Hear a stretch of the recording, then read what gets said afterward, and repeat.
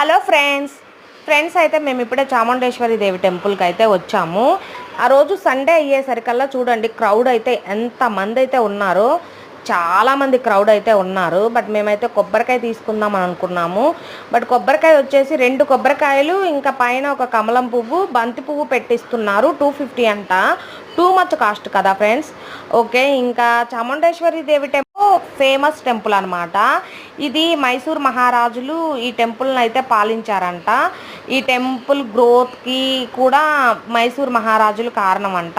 వాళ్ళైతే కులదేవతగా అయితే అమ్మవారిని అయితే కులదేవతగా అయితే చూసారంట. ఇంకొకటి వచ్చేసి ఈ అమ్మవారికి శక్తి, దుర్గా, పార్వతి అనే పేరుతో కూడా ఇక్కడ మైసూర్ జనం అయితే పిలుచుకుంటారంట. అమ్మవారు అయితే చాలా పవర్ఫుల్ అనమాట.